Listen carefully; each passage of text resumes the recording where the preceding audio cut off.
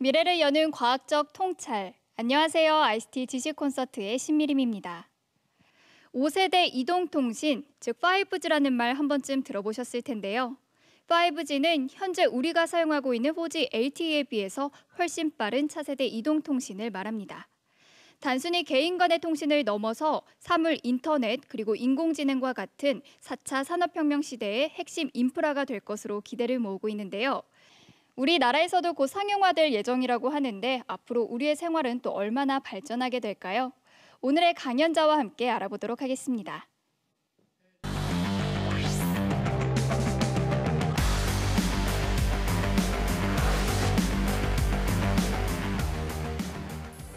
여러분들이 쓰고 계신 이 기계는 전화기가 아닙니다.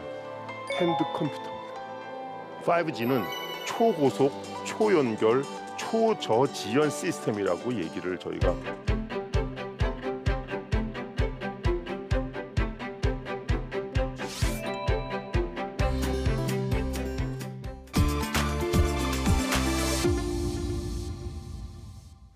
이 표에서 보여주는 것이 이동통신의 역사입니다. 지금 여러분들이 쓰고 계신 시스템은 저 표에서 네 번째인 4G라고 되어 있는 거고요. 지금 여러분들은 동영상 자주 보시죠. 화상통화도 지금 하고 계신데 대략 한 2011년도에 저희가 상용화해서 지금 한 7, 8년 쓰고 있는 시스템이죠. 그래서 이 이동통신이 언제부터 시작됐냐 하면 우리나라에서는 대략 한 20년 넘게 한 25년 전에 시작을 했던 시스템입니다. 그런데 20년 동안에 우리의 삶이 엄청 많이 바뀌었습니다. 어떻게 바뀌었는지 오늘 좀 알아볼 것이고요. 더불어서 5G 시스템이 곧 깔립니다. 평창에서 시험을 이미 우리나라에서는 했었고요. 그래서 이 5G 시스템이 몇 년 내로 올 텐데 이때 도대체 어떻게 바뀔 것인지 한번 살펴보도록 하겠습니다. 누가 이것을 원지라고 얘기하기도 하고 일지라고 얘기도 하는데 1세대입니다. 우리나라 말로 할 때는 1세대, 영어로 할 때는 원지라고 얘기하고요. 이때는 아날로그 시스템입니다. 그리고 그야말로 전화기였어요. 우리나라에서는 1984년에 이게 개통이 됐었는데 이때 그 전화기 가격이 대략 한 400만 원 정도 했었고요. 그때 포니 자동차 한 대가 300만 원이었습니다. 다시 말해서 자동차 가격보다도 전화 가격이 훨씬 더 비쌌었죠. 그리고 가입자가 10,000명이 못 넘었습니다. 그래서 실질적으로 사람들한테 이렇게 통화가 될 수 있겠구나 하는 것만 알려줬던 것이 뭐 실제로 사회적으로 아니면 산업적으로 큰 영향을 주지는 못했던 시스템입니다. 2세대는 대략 한 지금부터 20년 전에 우리나라에서는 처음 이제 시작됐고요. 그 CDMA라는 단어가 이미 여러분들 많이 익숙하실 겁니다. 그래서 2세대는 기술적으로는 아날로그 시스템에서 디지털 시스템으로 넘어가는 첫 번째 기술이고요. 그래서 굉장히 큰 변화가 기술적으로는 일어났었습니다. 그리고 우리나라에서는 대중화가 시작이 됐었습니다. 그래서 2세대 이동통신은 실제로 1,000만 명 가까운 가입자가 사용을 했던 시스템입니다. 보시면 전파의 힘이 강하다. 그래서 2세대 이동통신에서는 통화가 되느냐 안 되느냐가 굉장히 중요했었던 시기입니다. 그리고 이 통화 이외에 다른 서비스를 할 수 있었던 것은 문자였고 문자와 통화를 그 당시에 써보셨던 분들은 다 아시겠지만 돈을 냈습니다. 그래서 일정 데이터와 일정 보이스에 대해서 돈을 내고 쓰던 시대였습니다. 3세대 이동통신은 기술적으로 저희 같은 기술자들 입장에서 봤을 때는 2세대의 기술이 그냥 확장된 것입니다. 도로만 넓혀놓은 것인데 실제로 사회적으로는 어떤 변화가 일어났었냐 하면 핸드폰이 아니고 스마트폰으로 바뀐 첫 번째 시대입니다. 그래서 불과 한 10년 전에 스마트폰, 다시 말해서 애플이 아이폰이라는 걸 들고 나왔습니다. 그래서 이게 전화기가 아니고 이제는 컴퓨터의 개념을 전화가 쓸 수 있다. 전화를 이용해서 하는 개념을 끌고 나왔고 궁극적으로는 데이터 시대가 이때부터 시작이 됐다 하는 것이 굉장히 중요한 사회적인 이슈였습니다. 그래서 이때 보시면 알겠지만 벌써 핸드폰의 모양이 컬러풀한 화상을 가지고 움직이기 시작했습니다. 그리고 뭐 터진다 안 터진다 이런 얘기는 이미 없어졌죠. 그죠? 그래서 굉장히 안정적으로 통신 시스템이 구현되기 시작했고 동영상이 돌기 시작했다. 스마트폰 시대가 온 것입니다. 자, 여러분들이 쓰고 있는 4세대 시스템입니다. 여러분들은 지금 핸드폰을 전화기로 보십니까? 핸드폰이죠. 지금 폰. 폰이라는 거는 사람의 음성을 전달하는 기계입니다. 그죠? 근데 이미 4세대 통신 여러분들이 쓰고 계신 이 기계는 전화기가 아닙니다. 핸드컴퓨터입니다. 핸드컴퓨터. 그러면 4세대 이동통신 시스템이 되면서 뭐가 바뀌었냐? 자, 이 핸드폰 비즈니스 이쪽에서는 여전히 뭐 싸움들을 하고 있습니다. 싸움들을 하고 있는데 데이터가 폭증을 합니다. 혹시 음성에 대해서 돈을 내고 계신 분, 음성 통화에 대해서 이미 지금 4G 시스템에서는 음성을 위한 통신 시스템이 만들어지지 않았습니다. 다시 말해서 음성을 가지고 여러분들이 지금 전화하는 것도 실제로 컴퓨터 통신에 의해서 통화를 하고 있어요. 그래서 대부분 여러분들 그 사인하실 때 보면 통화 무제한 재료 맞죠, 그죠? 그 얘기는 돈을 이걸 받을 그 양이 안 나온다는 겁니다. 데이터가 그죠? 그래서 이미 데이터 시대가 됐고 여러분들이 쓰시는 그 시스템은 2008년도 PC에서 웬만한 저희 대학원생들이 그 당시에 연구실에서 사용하던 PC와 사양을 비교한 건데 지금 핸드폰의 이 사양이 PC보다도 훨씬 더 좋은 메모리 시스템과 CPU를 가지고 움직이고 있다. 그러니까 한 7, 8년 전에 PC를 여러분들이 손에 다 들고 다니시는 거예요. 그래서 이거는 굉장히 큰 변화를 4세대 이동통신에서 사실은 가지고 있는 겁니다. 이게 무슨 일을 만들었냐 하면 이제 더 이상 여기 들고 다니시는 이 기계가 사람과 사람과의 커뮤니케이션, 통신을 하기 위해서 만들어진 게 아니라 컴퓨터끼리의 통신을 하게 만들어졌다. 아, 그러면 컴퓨터 유사한 것끼리는 이미 이 시스템 유사한 걸로 다 통화를 하기 시작했다 하는 겁니다. 굉장히 개념적으로 큰 개념이 지금 바뀐 건데요. 인공지능 최근에 엄청 발달하고 있죠, 그죠? 인공지능도 이 통신 시스템이 발달에 의해서 만들어진 부가적인 발전입니다. 여기 표를 보시면 2010년도 지나면서 인공지능이 폭발을 합니다. 이미지 인식이라고 되어 있는 게 있는데 이미지 넷이라는 어떤 데이터베이스가 있어요. 보통은 한 70%, 80 몇 프로 여기서 왔다 갔다 하는데 2013년도에 누군가가 탁 들고 나와가지고 거의 90%대를 딱 하는 거예요. 그래서 사기지 하고 막 했더니 아니야, 나는 그 딥러닝, 인공지능의 그 뉴럴 네트워크에서 하는 딥러닝을 걸었더니 이렇게 잘 돼. 그랬더니 온 천지 사람들이 그걸 막 시도를 해봤더니 되는 거예요. 그래서 그 다음에 90 몇 프로, 97%, 지금은 99.9%까지 되고 있습니다.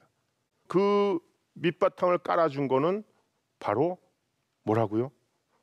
이동통신 시스템이 발전을 했기 때문입니다. 혹시 GE라는 회사 아시나요? GE, 제너럴 일렉트릭. GE는 누가 만드는 회사죠? 에디슨이 만들었습니다. 유명한 사람이죠, 그죠? 에디슨이 만든 회사인데 어마어마하게 큰 회사였어요. 근데 최근에 GE가 망해가고 있습니다. 망해가고 있고 그 망해가는 거에 대안을 잡기 위해서 지금 이런 거를 하나 내놨어요. 지금 이게 뭐냐하면 그 비행기인데요. 지금 보잉 회사 이런 데서 비행기를 지금 팔고 있는데 비행기 하나를 몽땅 다 디지털화 시킵니다. 그래서 그것을 그 PC에 집어넣어 놓고 비행기에는 센서들을 다 붙인 다음에 사무실에 앉아서 비행기가 이륙해서 가는 동안에 그 데이터를 다 받아서 PC에서 보고 상태가 어떤지를 파악을 하고 예측을 하고 그래서 이 비행기가 공항에 내리는 순간 조치를 다해서 바로 뜰 수 있게 이런 것을 디지털 트윈스, 쌍둥이라고 얘기합니다. 그래서 이런 개념으로 해서 GE가 최근에 사업의 방향을 하나 새롭게 구축을 했습니다. 전구 팔고 이걸로는 이제 안 되겠다 판단을 한 거죠, 그죠? 이런 스마트 시스템도 지금 새롭게 이제 시작을 하고 있고요. 자, 그럼 5G가 왔습니다. 5G는 초고속, 초연결, 초저지연 시스템이라고 얘기를 저희 쪽에서는 얘기를 하고 있습니다. 대부분 1, 2, 3, 4세대 오면서 빠르기만을 얘기를 해왔어요. 몇 배 빠르다, 몇 배 빠르다. 근데 5세대가 넘어가면 이제는 빠르기는 당연한 거고 얼마나 딜레이 타임이 지연 시간이 적냐, 그다음에 얼마나 한꺼번에 많은 기기들과 연결되느냐가 굉장히 중요한 이슈로 올라옵니다. 그래서 저희가 보통 이게 성능을 표시하는 그림인데요. 보시면 4G가 이론적으로는 1기가bps를 전송하는 시스템이라고 저희는 보통 얘기하는데, 저 위쪽에 있는 거죠. 최대 전송 속도를 20기가bps로 저희가 지금 목표치가 저겁니다. 그래서 4G에 비해서 5G가 대략 한 20배 정도 빠르게 시스템을 지금 구축을 하고 있고요. 그 다음에 이제 중요한 게, 다른 것들은 안 보셔도 되는데 좀 하이라이트 된 거 있죠. 1제곱킬로미터당 연결 기기 개수가 몇 개이냐. 지금 현재 대략 1km 반경에 한 10만 개의 물건들이 지금 무선으로 연결이 돼 있는데, 2020년 정도 되면 그게 100만 개 정도가 연결되는 시스템으로 바뀔 거다 하는 거고요. 또 한 가지 이제 중요한 저 파라미터가 있습니다. 그게 뭐냐하면, 지금 4G에서는 지연 시간이 10ms입니다. 지금 표준이 10ms라는 것은 여기서부터 신호가 저까지 가는데 걸리는 시간을 얘기를 하는데, 5세대에 가서는 그걸 1ms로 줄여야 된다. 이게 지금 요구 사항입니다. 그럼 여기서 빠르기는 알겠는데 전송 속도에 대해서는 여러분들이 이미 익숙한데, 다른 건 어떻게 되는지 한번 보죠. 고속도로에서 시속 100km로 자동차가 쫙 가다가 갑자기 앞에 팍 뭐가 튀어나왔어요. 이때 그 앞에 있는 카메라가 그 자동차를 인식을 하고 브레이크를 밟으면 그 다음에 차가 쓰겠죠. 그죠? 그래서 여기서는 뭘 보고 싶은 거냐면, 만일 4세대 이동통신 시스템으로 그 영상을 찍은 것을 브레이크 시스템까지 연결시키는 그 시간과 5세대 이동통신을 사용해서 연결시키는 그 시간을 비교를 해서 그려놓은 겁니다. 그래서 보시면 4세대인 경우에 저희가 지금 100ms라고 가정을 했고, 5세대인 경우에 3ms라고 가정을 했어요. 그러면 4세대 이동통신 시스템을 걸었을 때는 앞에서 뭐가 탁 들어오면 대략 한 차가 3m 정도 움직였을 때 브레이크를 밟기 시작해요. 5세대 이동통신 시스템은 거의 10cm 이내에 브레이크를 밟게 되죠. 저게 지연 시간의 차이입니다. 이해가 되세요? 그럼 여러분들 사람들이 운전을 할 때 대략 얼마나 될 거라고 생각하세요? 지금 안전거리 얼마죠? 고속도로에서 100m 정도 됩니다. 100m 정도 되는 이유가 왜냐하면, 사람들은 반응을 하는 게 보통 0.6초에서 1.4초 정도 걸린다고 합니다. 저거를 거리로 환산하면 대략 한 30m. 그러니까 앞에 뭐가 팍 들어왔을 때 사람들이 반응을 하는 게 1초 정도 좀 걸린다 그러면 그게 벌써 30m를 간 거예요. 그럼 브레이크를 밟았을 때 걸리는 시간을 한 50m 잡으면 최소한 100m는 뛰어나야 추돌을 안 하는 거죠. 그래서 지금 벌써 4세대 이동통신 시스템만 써도 사람보다는 훨씬 더 좋다는 겁니다. 이거는 뭘 하는 거냐면, 로봇 3개 발을 놓고 위에 카메라를 놓은 다음에 공을 정지시키는 거예요. 흔들어 놓은 다음에. 4G인 경우에 영상에서 찍어가지고 여기 축에다가 컨트롤 해주는데 걸리는 시간이 지금 대략 한 100ms고, 5G는 3ms 만에 간 거예요. 그러니까 이게 지금 컨트롤 하는 데 있어서 누가 유리해요? 5G 시스템이 훨씬 유리하게 빠르게 하는 거죠. 이런 기술들이 어디에 써먹히냐면, 로봇들이 걷잖아요. 이 걸을 때 평지에서는 잘 걷다가 뭐가 하나 덜컥 나오면 이거 넘어집니다. 대부분. 이럴 때 여기에 찍힌 거하고 요 딜레이, 요 컨트롤 하는데 걸리는 시간이 짧아야겠죠. 바로 그게 지금 지연 시간의 이슈입니다. 그래서 5G에서는 그런 그 지연 시간에 대해서 굉장히 짧게 해줘야 된다는 것을 리퀘어먼트로 지금 걸었어요. 요구 사항으로. 그래서 또 한 가지가 뭐냐하면, 아까 말씀드린 대로 10만 개, 지금 현재 그 4세대 이동통신 시스템에서는 제곱킬로미터당 대략 한 10만 개 정도 기기들이 얽혀 있는데, 아직도 4세대 이동통신 시스템은 사람이 사람 간의 관계에 의해서 많이 만들어져 있어요. 근데 5세대 이동통신 시스템으로 넘어가면, 그 시대에 가면 100만 개입니다. 더 이상 사람끼리의 통신은 이슈가 아니에요. 물건끼리, 사람끼리의 통신은 이제는 거의 데이터 트래픽을 잡아먹지도 않을 겁니다. 거의 다 물건끼리 이걸로 연결되는 것이죠. 그래서 이걸 우리가 뭐라고 얘기하냐면 초연결 사회라고 합니다. 그래서 우리가 지금 예측하기에는 대략 지구상에서 1조 개의 물건들이 서로 무선으로 통화를 시작할 거다. 이 얘기를 하는 겁니다. 지금부터 제가 보여드릴 동영상이 마이크로소프트 회사에서 만든 동영상인데 이 마이크로소프트에서 2015년에 만든 동영상이에요. 근데 2020년을 예측을 했어요. 이 사람이 지금 그 해저류에 대해서 지금 바닷속에서 지금 조사를 하고 있죠. 근데 지금 요 화면이 교실에서 실시간으로 지금 같이 보고 있고요. 저 다이버하고 저 빨간 옷을 입은 선생님하고 서로 지금 통화도 하고 있습니다.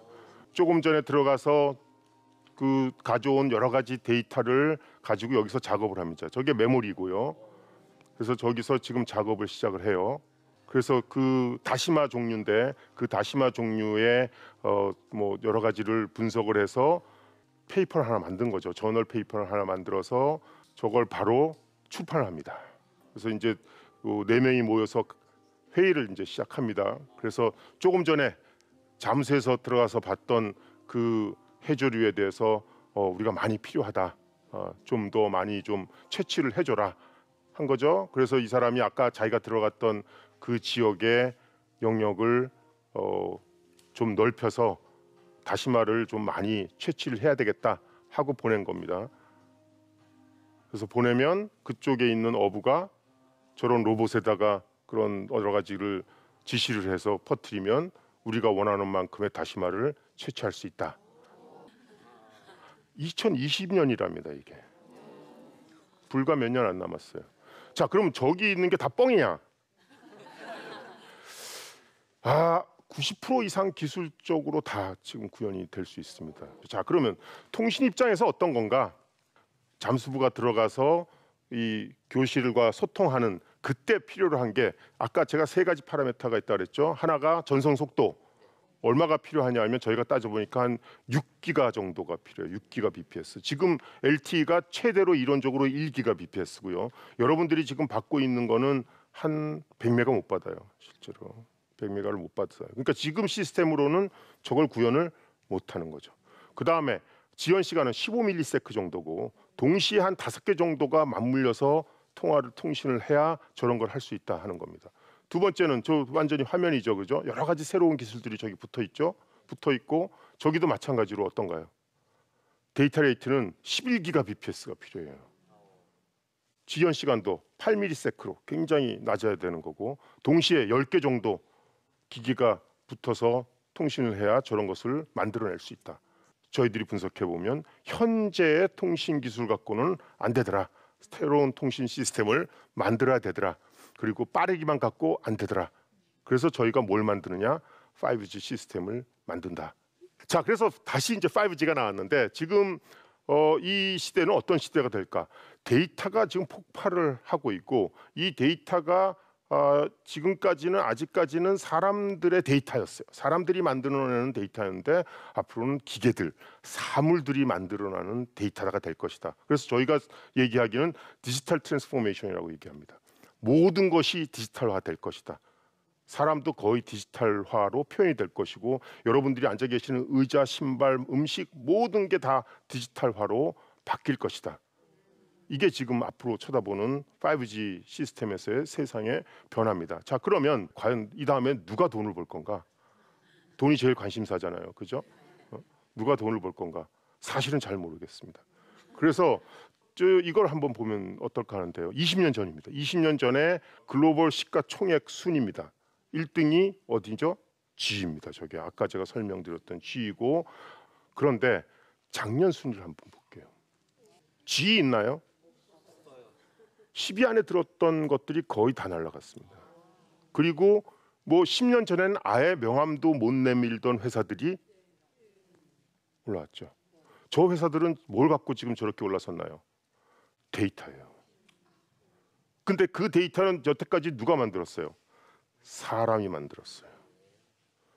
그리고 제가 아까 말씀드렸듯이 데이터가 이거보다도 폭주를 할 텐데 사물들이 만들어낼 겁니다. 그럼 비즈니스 포인트가 어디에 있을까요? 그렇게 사물들이 만들어내는 데이터에 누군가가 가치 부여를 할 수 있는 좋은 아이디어를 꺼낼 수 있으면 그게 대박입니다. 그게 혹시 있으시면 저한테 조용히 저도 뭔가 좀 해봐야 될 것 같아서. 그래서 지금 이런 트렌드로 봤을 때 뭐 대부분 그 미래학자들이 얘기하는 그런 쪽으로 갈 거다 하는 건 맞는 것 같습니다. 맞는 것 같고 심각한 고민을 좀 해보시기를 바라고요. 한 가지 이제 고민을 좀 해봐야 될 게 있습니다. 이게 뭐 그동안 계속 1차, 2차, 3차 그 산업혁명이 일어나면서 그 인간들이 만들어내는 그 생산성 지수는 빠르게 발전했고요. 거기에 따라서 사실은 고용 창출도 같이 커왔습니다. 비례해서. 그래서 사회적으로 아주 크게 문제는 없이 이제 올라왔는데 2000년도 들어오면서 무슨 일이 벌어졌냐 하면 기술의 빠르기가 굉장히 가파르게 더 올라가는데 비해서 고용 창출은 오히려 떨어지기 시작했어요. 저기 그래프에는 2010년도까지밖에 안 그려졌는데 저 뒤로는 이렇게 됩니다. 다시 말해서 이 만들어지는 부나 여러 가지 것들은 가파르게 올라가지만 사람들의 일자리는 줄어들었다. 근원적으로는 사회 구조가 잘못된 게 아니고 전 세계적으로 지금 이런 변화를 가졌기 때문입니다. 그래서 어떻게 하면 이거를 잘 정리를 해서 같이 손붙잡고 갈 수 있느냐, 이게 지금 굉장히 중요한 화두입니다, 사실은. 그래서 이 부분도 고민을 하면서 가야 되고요. 그래서 어떻게 하느냐, 이게 기술이 개발되면 가치가 바뀝니다, 지금. 그래서 이 기술이 개발됐을 때 가치의 변화에 대한 것을 사회적으로 같이 논의하고 합의하고 목표 설정을 새로 하고 하는 일들이 있어야 될 거라고 생각이 되고요. 그래서 그 새로운 가치에서 생기는 어떤 부가가치를 쉐어할 수 있는, 나눌 수 있는 사회적 어떤 풍토가 만들어져야지 가능할 거라고 생각합니다. 그 정도까지 하고 제가 오늘 강연 마치겠습니다. 고맙습니다.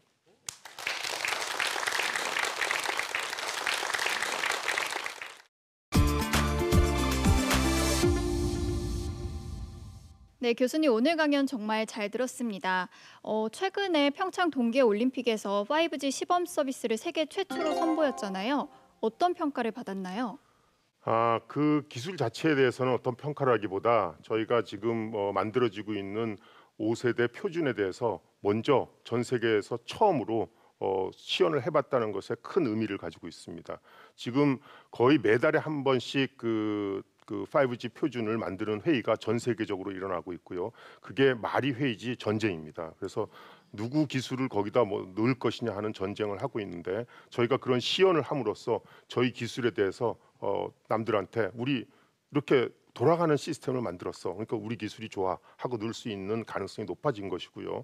대외적으로 전 세계에서는 대한민국이 5G 시스템을 먼저 깔았구나, 운영했구나 하는 것 때문에 추후에 저희가 기술을 수출할 수 있는 기회도 많이 생길 거라고 생각을 합니다. 그래서 큰 의미를 저희는 가지고 있다고 생각합니다. 네, 통신 기술이 이렇게 정말 빠르게 변화하는 만큼 그에 적응하려는 노력도 필요할 것 같습니다. 교수님 오늘 함께 해주셔서 정말 감사합니다. 고맙습니다. 네, ICT 지식 콘서트는 다음 주에 더 좋은 강연으로 찾아뵙도록 하겠습니다. 감사합니다.